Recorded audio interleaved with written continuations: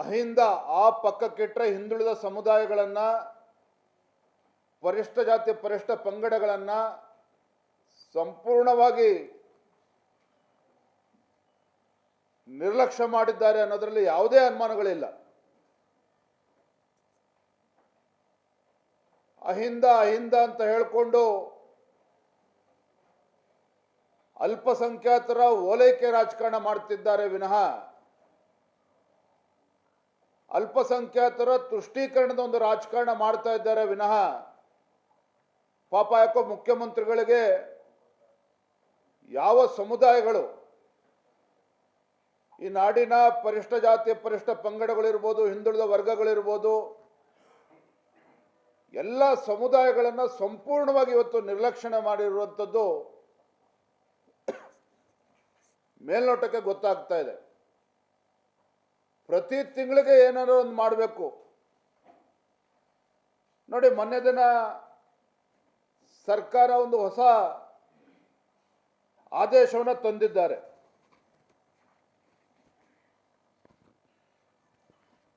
Minority development corporation ಅಲ್ಲಿ ಅಲ್ಪಸಂಖ್ಯಾತ ಬಂಧುಗಳಿಗೆ one time settlement scheme, OTS scheme, 100% interest waiver, 100% interest waiver ಅನ್ನು ಮಾಡಿದ್ದಾರೆ ಅಲ್ಪಸಂಖ್ಯಾತರಿಗೆ. ಅವರು ಪ್ರಿನ್ಸಿಪಲ್ ಅಮೌಂಟ್ ಅನ್ನು ಕಟ್ಟಿದ್ರೆ ಸಾಕು. ಮಾಡಲಿ, ನಾನು ರಾಜ್ಯ ಸರ್ಕಾರ ತೀರ್ಮಾನ, ಮುಖ್ಯಮಂತ್ರಿಗಳ ತೀರ್ಮಾನ, ಅಲ್ಪಸಂಖ್ಯಾತರಿಗೆ ನ್ಯಾಯ ಕೊಡಬೇಕು ಅಂತ ನಾನು ಬೇಡ ಅಂತ ಹೇಳೋದಿಲ್ಲ. ಆದರೆ ಬೇರೆ ಸಮುದಾಯಗಳು ಏನು ಅನ್ಯಾಯ ಮಾಡಿದ್ದಾರೆ ನಿಮಗೆ? ಯಾಕೆ ಸರ್ಕಾರಕ್ಕೆ, ಮುಖ್ಯಮಂತ್ರಿಗಳಿಗೆ ಪರಿಷ್ಠ ಜಾತಿ ಪರಿಷ್ಠ ಪಂಗಡಗಳು, ಹಿಂದುಳಿದ ವರ್ಗಗಳು ಯಾಕೆ ಅವ್ರ ಕಣ್ಣಿಗೆ ಕಾಣ್ತಾ ಇಲ್ಲ? ಅವರಲ್ಲೂ ಬಡವರು ಇಲ್ವಾ ಹಾಗಾದ್ರೆ ಮಾನ್ಯ ಮುಖ್ಯಮಂತ್ರಿಗಳೇ? ಅವರಲ್ಲಿ ಬಡವರು ಇವತ್ತು ಸಿಗ್ತಾ ಇಲ್ವಾ? ನಿಮಗೆ ಕಣ್ಣಿಗೆ ಕಾಣ್ತಾ ಇಲ್ವಾ ಹಾಗಾದ್ರೆ ಕಾಂಗ್ರೆಸ್ ಸರ್ಕಾರಕ್ಕೆ, ಮುಖ್ಯಮಂತ್ರಿಗಳಿಗೆ? ಈ ರೀತಿ ಅಲ್ಪಸಂಖ್ಯಾತರನ್ನ ಓಲೈಕೆ ಮಾಡೋದಕ್ಕೆ ಯಾವ ಮಟ್ಟಕ್ಕೂ ಕೂಡ ನಾವು ಹೋಗ್ತೇವೆ ಅಂತ ಹೇಳಿದ್ರೆ, ಎಲ್ಲೋ ಒಂದ್ ಕಡೆ ಕಾಂಗ್ರೆಸ್ ಸರ್ಕಾರ ಅಲ್ಪಸಂಖ್ಯಾತನ ಓಲೈಕೆ ಮಾಡಿಕೊಡೋದು ಒಂದ್ ಕಡೆ ಆದರೆ, ಎಲ್ಲ ಸಮುದಾಯಗಳಿಗೆ ಘೋರ ಅನ್ಯಾಯವನ್ನ ಈ ಕಾಂಗ್ರೆಸ್ ಸರ್ಕಾರ ಮಾಡ್ತಾ ಇದೆ.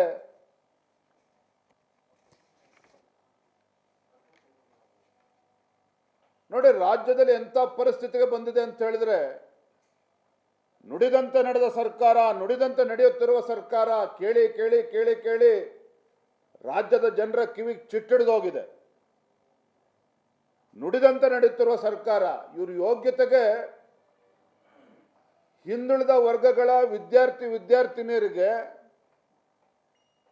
ಹಾಸ್ಟೆಲ್ ಸೀಟನ್ನು ಕೊಡೋದಕ್ಕಾಗ್ತಾ ಇಲ್ಲ. ಹಿಂದುಳಿದ ವರ್ಗದ 1.41 ಲಕ್ಷ ವಿದ್ಯಾರ್ಥಿಗಳಿಗೆ ಹಾಸ್ಟೆಲ್ಗೆ ಇವತ್ತು ಪ್ರವೇಶ ಸಿಗ್ತಾ ಇಲ್ಲ. ಸ್ವತಃ ಸಚಿವರು ಕೂಡ ಇದನ್ನು ಒಪ್ಕೊಂಡಿದ್ದಾರೆ. ಯಾವ ಮುಖ್ಯಮಂತ್ರಿಗಳ ಬಗ್ಗೆ ಹಿಂದುಳಿದ ಸಮುದಾಯಗಳು ಇವತ್ತು ಸಾಕಷ್ಟು ವಿಶ್ವಾಸನ ಇಟ್ಕೊಂಡಿತ್ತು, ಒಬ್ಬ ಅಹಿಂದ ಹೆಸರು ಹೇಳಿಕೊಂಡು ಒಬ್ಬ ರಾಜ್ಯದ ಮುಖ್ಯಮಂತ್ರಿಗಳಾಗಿ ಇವತ್ತು ಆ ಸಮುದಾಯಗಳಿಗೆ ಯಾವ ರೀತಿ ನ್ಯಾಯವನ್ನು ಕೊಡ್ತಾ ಇದ್ದಾರೆ ಅನ್ನೋದಕ್ಕೆ ಇದೊಂದು ತಾಜಾ ಉದಾಹರಣೆ. 1.41 ಲಕ್ಷ ಬಡ ವಿದ್ಯಾರ್ಥಿಗಳಿಗೆ, ಹಿಂದುಳಿದ ವರ್ಗದ ಮಕ್ಕಳಿಗೆ ಇವತ್ತು ಹಾಸ್ಟೆಲ್ ಸೀಟನ್ನು ಕೊಡೋದಕ್ಕೆ ಆಗ್ತಾ ಇಲ್ಲ.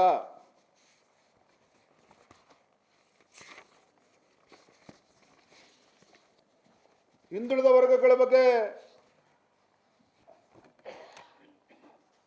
ಮೊಸಳೆ ಕಣ್ಣೀರನ್ನು ಹಾಕ್ತಕ್ಕಂಥ ಈ ಕಾಂಗ್ರೆಸ್ ಸರ್ಕಾರ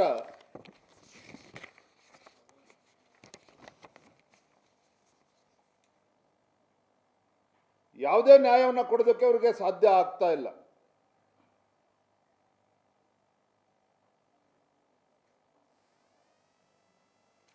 ಯುವ ಜನತೆಗೆ ಉದ್ಯೋಗವನ್ನು ಸೃಷ್ಟಿ ಮಾಡ್ತೇವೆ ಅಂತೇಳಿ ಭರವಸೆನ ಕೊಟ್ಟಿದ್ರು ಚುನಾವಣೆ ಸಂದರ್ಭದಲ್ಲಿ. ಕೇಂದ್ರ ಸರ್ಕಾರದ ಮೇಲೆ ಪದೇ ಪದೇ ಆರೋಪವನ್ನು ಮಾಡ್ತಾರೆ. ಆದರೆ ನಿಮ್ಮ ಸರ್ಕಾರ ಏನು ಮಾಡ್ತಿದೆ? ಮನೆ ಮುಖ್ಯಮಂತ್ರಿಗಳು ಹಾಗಾದರೆ ರಾಜ್ಯದಲ್ಲಿ ಎಷ್ಟು ಉದ್ಯೋಗಗಳನ್ನು ಸೃಷ್ಟಿ ಮಾಡೋದ್ರಲ್ಲಿ ನೀವು ಯಶಸ್ವಿ ಆಗಿದ್ದೀರಿ? ಕಳೆದ ಬಾರಿ ಸುವರ್ಣಸೌಧ ಅಧಿವೇಶನ ನಡೆಯುವಂಥ ಸಂದರ್ಭದಲ್ಲಿ ಹುಬ್ಬಳ್ಳಿನಲ್ಲಿ ಆ ಯುವ ಜನತೆ ಪ್ರತಿಭಟನೆ ಮಾಡ್ತಾ ಇದ್ರು, ಹಕ್ಕೊತ್ತಾಯವನ್ನು ಮಾಡ್ತಾ ಇದ್ರು. ಈ ಕಾಂಗ್ರೆಸ್ ಸರ್ಕಾರದ ಗಮನವನ್ನು ಸೆಳೆಯಬೇಕು ಅಂತೇಳಿ ಪ್ರತಿಭಟನೆ ಮಾಡಿದ್ರು. ಅದನ್ನು ಸಹಿಸಲಿಲ್ಲ ನೀವು. ಲಾಠಿ ಚಾರ್ಜ್ ಮಾಡ್ತಾರೆ ವಿದ್ಯಾರ್ಥಿನಿಯರು, ಯುವ ಜನತೆ ಮೇಲೆ. ಉದ್ಯೋಗ ಕೊಡಿ ಮುಖ್ಯಮಂತ್ರಿಗಳೇ ಅಂತ ಹೇಳಿದ್ರೆ ಅವ್ರ ಮೇಲೆ ಲಾಠಿ ಚಾರ್ಜ್ ಮಾಡ್ತಾರೆ. ಕೊನೆಗೆ ರಾಜ್ಯ ಉಚ್ಚ ನ್ಯಾಯಾಲಯ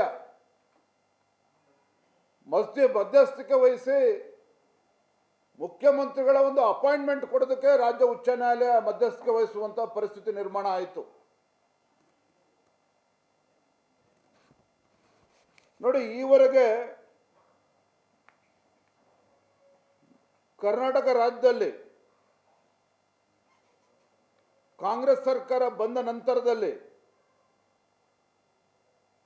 ಖಾಲಿ ಹುದ್ದೆಗಳ ನೇಮಕಾತಿ ಪ್ರಕ್ರಿಯೆಯನ್ನ ಪ್ರಾರಂಭವೇ ಮಾಡಿಲ್ಲ. ಇವರು ಖಾಲಿ ಹುದ್ದೆಗಳ ನೇಮಕಾತಿ ಪ್ರಕ್ರಿಯೆಯನ್ನ ಪ್ರಾರಂಭವೂ ಕೂಡ ಮಾಡಿಲ್ಲ. ಇವರು ಪ್ರಾಮಾಣಿಕವಾಗಿ ವಿದ್ಯಾವಂತರಿಗೆ, ನಿರುದ್ಯೋಗಿ ಯುವಕರಿಗೆ, ಯುವ ಜನತೆಗೆ ಉದ್ಯೋಗವನ್ನು ಸೃಷ್ಟಿ ಮಾಡಬೇಕು ಅನ್ನೋ ಒಂದು ಪ್ರಾಮಾಣಿಕ ಕಳಕಳಿ ರಾಜ್ಯ ಸರ್ಕಾರಕ್ಕೆ, ಕಾಂಗ್ರೆಸ್ ಸರ್ಕಾರಕ್ಕೆ, ಮುಖ್ಯಮಂತ್ರಿಗಳಿಗೆ ಇದ್ದಿದ್ದೇ ಆಗಿದ್ರೆ ಇವತ್ತು ರಾಜ್ಯದಲ್ಲಿ, ಕರ್ನಾಟಕ ರಾಜ್ಯದಲ್ಲಿ 2,85,000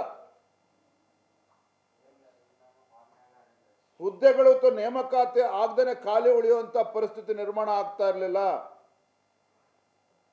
2,85,000 ಹುದ್ದೆಗಳಲ್ಲಿ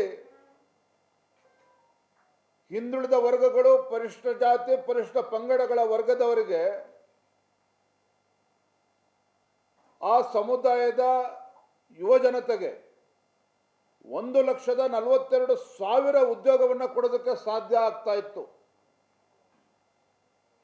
ಹಿಂದುಳಿದ ವರ್ಗಗಳ, ಪರಿಶಿಷ್ಟ ಜಾತಿ, ಪರಿಶಿಷ್ಟ ಪಂಗಡದ ಯುವ ಜನತೆಗೆ 1,42,000 ಹುದ್ದೆಗಳನ್ನು ನೀಡಿ ಆ ಸಮುದಾಯಗಳಿಗೆ, ಯುವ ಜನತೆಗೆ ನ್ಯಾಯ ಕೊಡುವಂತ ಅವಕಾಶಗಳನ್ನು ಇತ್ತು. ಆದರೆ ಕೇವಲ ಬೊಗಳೆಯನ್ನು ಹೊಡಿತಕ್ಕಂಥ ಈ ಕಾಂಗ್ರೆಸ್ ಸರ್ಕಾರ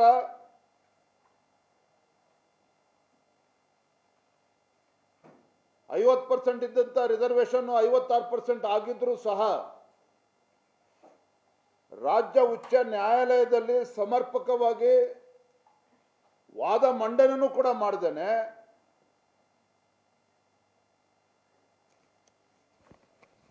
ಹೈಕೋರ್ಟ್ನಲ್ಲಿ ಸರಿಯಾದ ರೀತಿ ವಾದ ಮಂಡನೆ ಮಾಡ್ದೇನೆ ಕಾಲಹರಣ ಮಾಡಿಕೊಂಡು ಇವತ್ತು ಕಾಂಗ್ರೆಸ್ ಸರ್ಕಾರ ಯುವ ಜನತೆ ಒಂದು ಭವಿಷ್ಯಕ್ಕೆ ಕಲ್ಲು ಹಾಕುವಂತ ಕೆಲಸ ಈ ಕಾಂಗ್ರೆಸ್ ಸರ್ಕಾರ ಮಾಡ್ತಾ ಇದೆ, ಮುಖ್ಯಮಂತ್ರಿಗಳು ಮಾಡ್ತಾ ಇದ್ದಾರೆ. ನಾನು ಇವಾಗಲೂ ಕೂಡ ಆಗ್ರಹ ಮಾಡ್ತಾ ಇದ್ದೇನೆ ಮಾನ್ಯ ಮುಖ್ಯಮಂತ್ರಿಗಳಿಗೆ, ಈಗಲೂ ಕೂಡ ಕಾಲ ಮಿಂಚಿಲ್ಲ. ನಿಮ್ಮ ಅಲ್ಪಸಂಖ್ಯಾತ ಓಲೈಕೆ ರಾಜಕಾರಣ ಬದಿಗಿಡಿ, ಸಾಕಷ್ಟು ಮಾಡಿದ್ದೀರಿ. ಆದರೆ ರಾಜ್ಯದಲ್ಲಿರ್ತಕ್ಕಂಥ ಎಲ್ಲ ಸಮುದಾಯಗಳಿಗೆ ನ್ಯಾಯ ಕೊಡುವಂತ ಕೆಲಸ ಮಾಡಬೇಕು ಅಂತೇಳಿ ನಾನು ಈ ಸಂದರ್ಭದಲ್ಲಿ ಆಗ್ರಹವನ್ನು ಪಡಿಸ್ತಾ ಇದ್ದೇನೆ.